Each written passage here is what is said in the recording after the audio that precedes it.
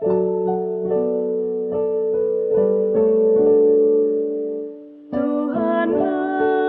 kekuatanku, Tuhanlah nyanyianku, Dialah keselamatanku. Jikalau Dia di pihakku, terhadap siapakah ku gentar? Tuhanlah kekuatanku, Tuhanlah nyanyianku, Dialah keselamatanku. Jikalau Dia di pihakku, terhadap siapakah ku gentar? Tuhanlah kekuatanku, Tuhanlah nyanyianku, Dialah keselamatanku. Jikalau Dia di pihakku, terhadap siapakah ku gentar? Tuhanlah kekuatanku, Tuhanlah nyanyianku, Dialah keselamatanku. Jikalau Dia di pihakku, terhadap siapakah ku gentar?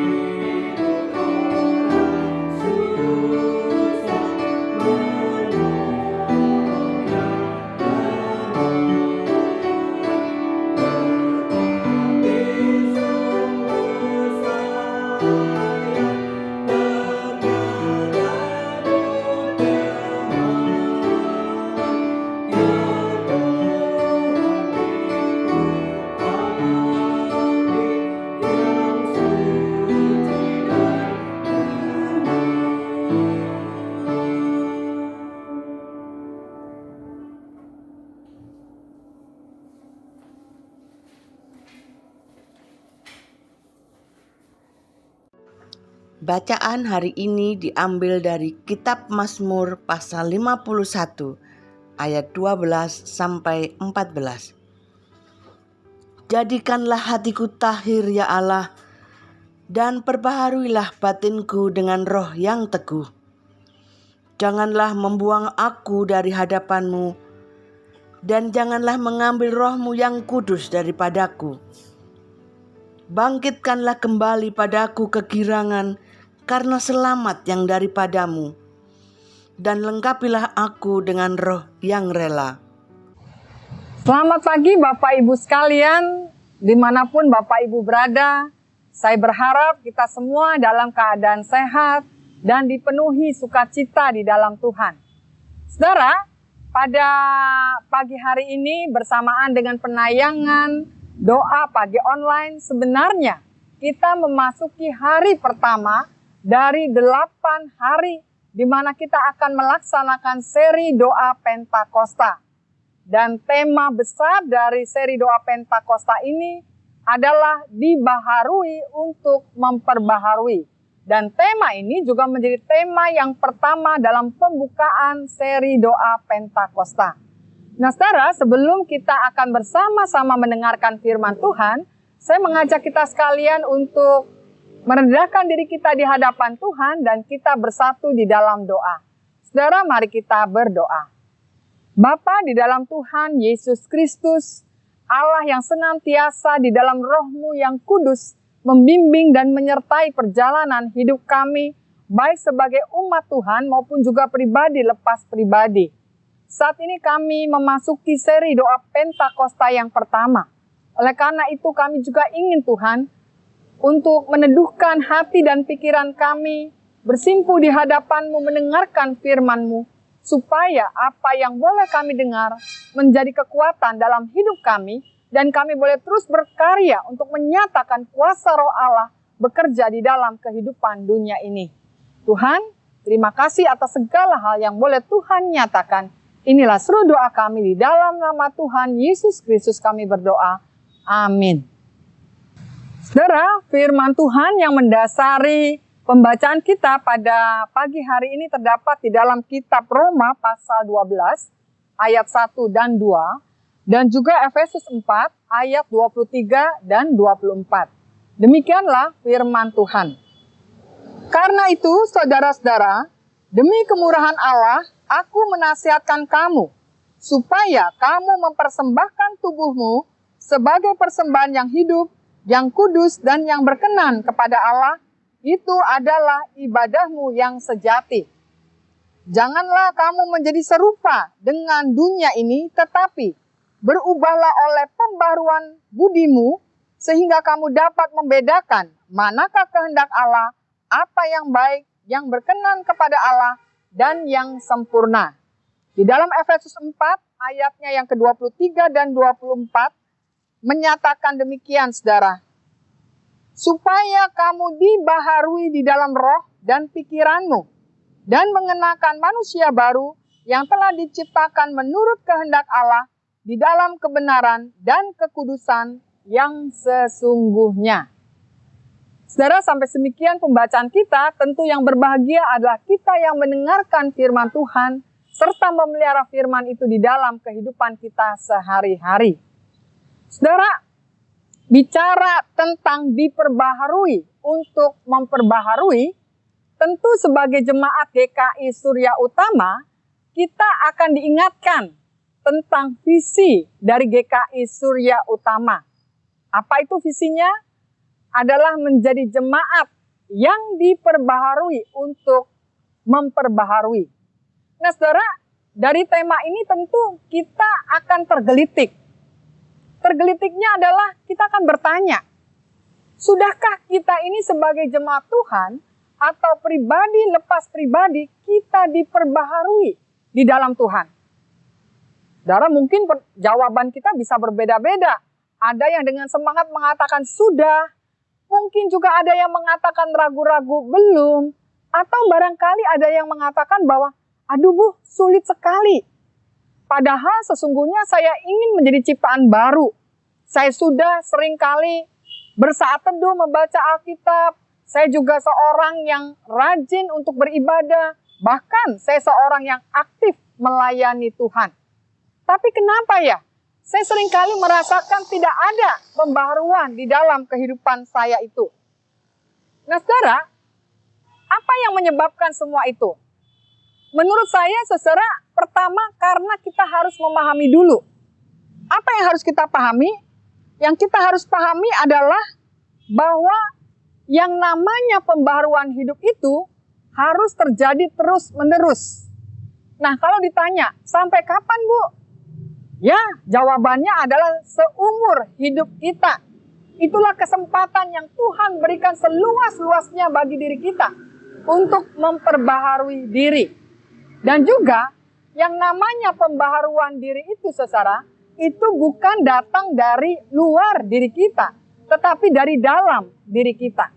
Dan juga bukan karena usaha atau upaya kita, sekuat tenaga kita, tetapi karena kasih karunia Allah.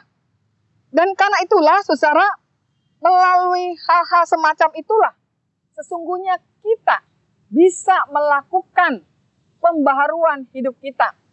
Seperti yang tertuang di dalam pembacaan kita, yang terdapat di dalam Roma 12 ayatnya yang pertama.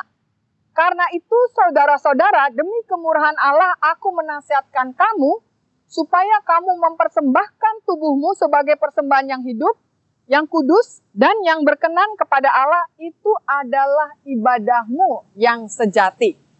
Jadi, kalau saudara dan saya ingin mengalami pembaharuan di dalam Tuhan, maka yang harus dilakukan adalah mempersembahkan diri kita. Mempersembahkan diri kita tidak cukup dengan hanya mempersembahkan uang atau materi kita, tetapi tentunya mempersembahkan seluruh kehidupan kita. Sebagaimana Tuhan Yesus juga mempersembahkan hidupnya, dirinya untuk menebus tubuh kita yang berdosa ini. Tuhan bersedia menyerahkan tubuhnya, menggantikan tubuh kita yang berdosa. Nah, bagaimana dengan diri kita? Masakan kita tidak mau mempersembahkan diri kita untuk diperbaharui di dalam Tuhan? Kalau kita bersedia, saudara, maka kita akan melihat ada kuasa pembaruan yang terjadi dalam hidup kita. Itu yang pertama. Yang kedua, saudara, yang dinyatakan juga di dalam pembacaan kita adalah bagaimana kita tidak hidup serupa dengan dunia ini. Saudara, menarik dengan kita harus garis bawahi kata serupa. Kata serupa ini dalam arti harafiahnya adalah, dalam bahasa aslinya itu artinya dituang ke dalam cetakan. Dituang ke dalam cetakan itu berarti, saudara, kita jangan mau menghasilkan cetakan-cetakan yang berasal dari dunia ini atau dibentuk oleh dunia ini. Tetapi justru kita harus mau dituang ke dalam cetakan Kristus. Artinya kita siap dibentuk oleh Kristus. Nah, karena itu kalau kita mau dibentuk oleh Kristus, Kristuslah yang harus lebih menguasai kehidupan kita dibandingkan hal-hal duniawi yang seringkali menggoda atau menawarkan hal-hal yang membuat kita semakin jauh dari Kristus. Lalu yang ketiga, saudara, yang ketiga adalah pembaharuan di dalam pikiran. Rasul Paulus dalam hal ini, saudara, menggunakan kata berubahlah. Berubahlah itu di dalam bahasa Yunaninya adalah metamorpho. Metamorpho ini adalah bentukan kata, ya, atau sebuah akar kata yang kemudian membentuk kata yang namanya metamorfosis. Metamorfosis ini, saudara, mengandung pemahaman tentang to change into another. Jadi maksudnya adalah berubah menjadi bentuk yang lain, atau dengan kata lain tidak sama dengan keadaan sebelumnya. Jadi metamorfo itu bukan merupakan perubahan sementara begitu ya, tetapi sesuatu sifat yang benar-benar berubah dari keadaan sebelumnya. Firman Tuhan itu menginginkan agar kita terus-menerus berubah menjadi manusia yang tidak sama dengan manusia lama kita yang berdosa, tetapi menjadi manusia yang baru, yang senantiasa mau dibentuk, dicetak, ya, seperti apa yang diinginkan Tuhan.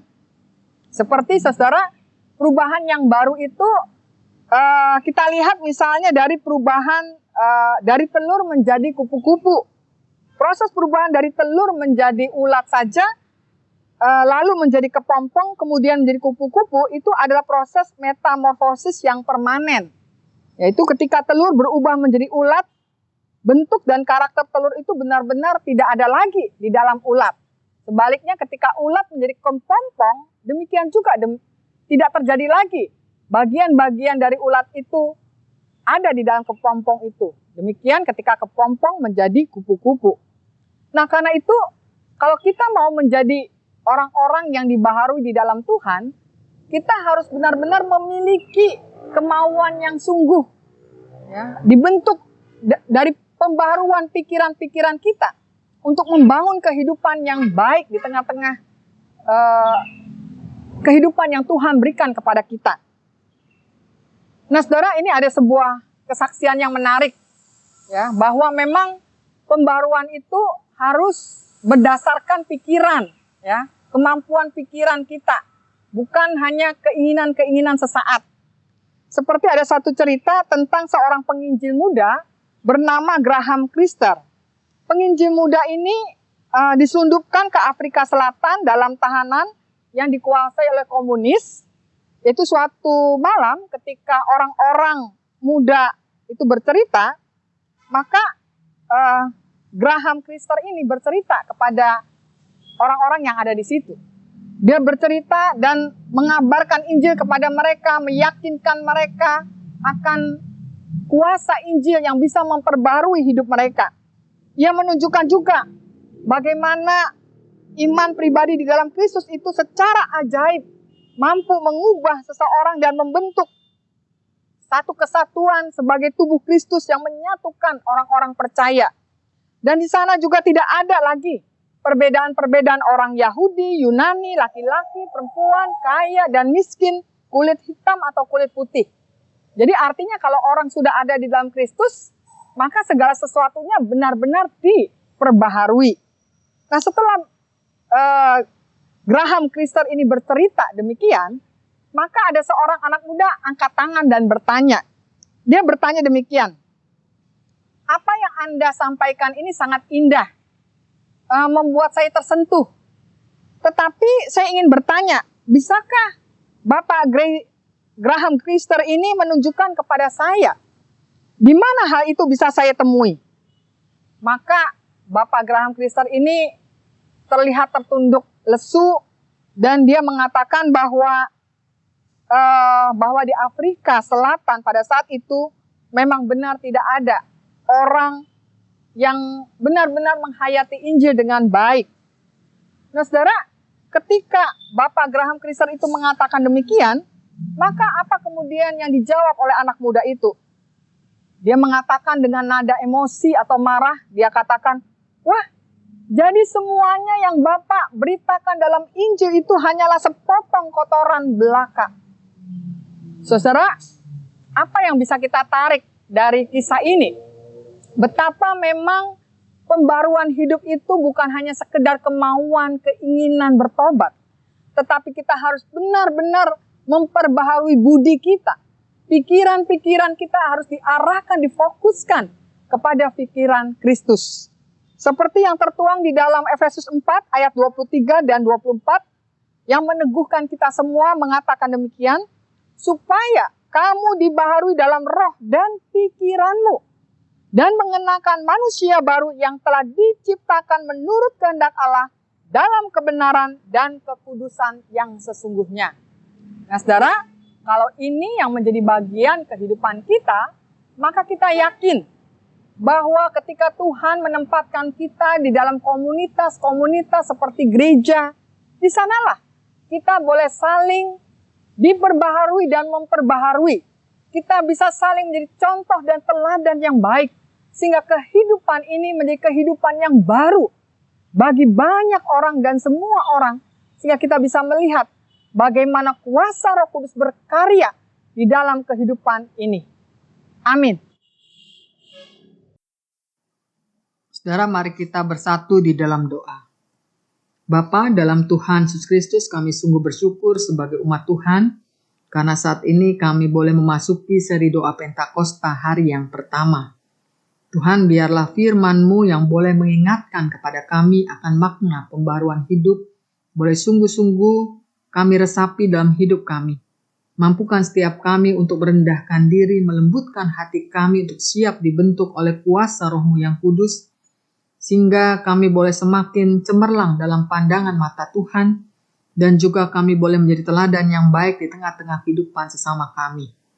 Saat ini Tuhan, kami juga ingin berdoa untuk saudara-saudara kami yang merayakan Idul Fitri, walaupun saat ini mereka tidak dapat berjumpa dengan saudara atau famili mereka di kampungnya masing-masing, biarlah itu tidak mengurangi silaturahmi di antara mereka. Mereka tetap boleh saling memaafkan dan suasana Idul Fitri yang penuh sukacita itu boleh mereka nikmati ya Tuhan.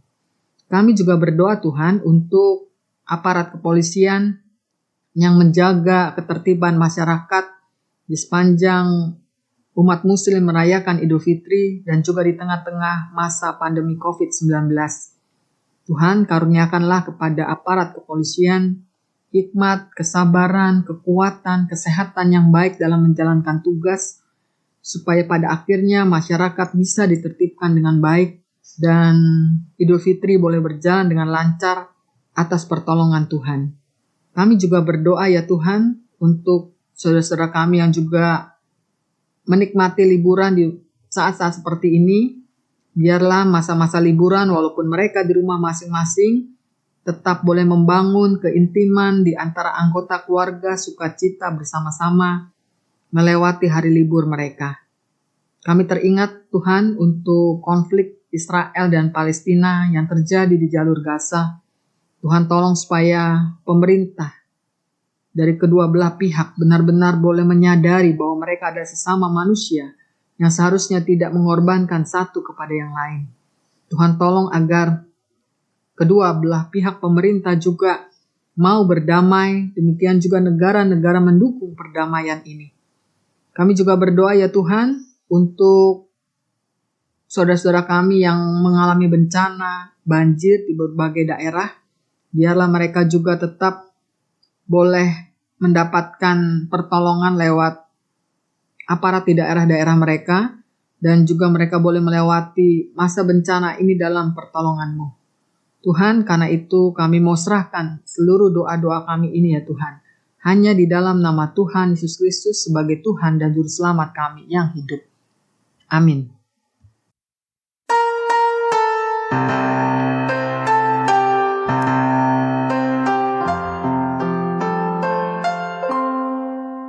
Kasih Tuhan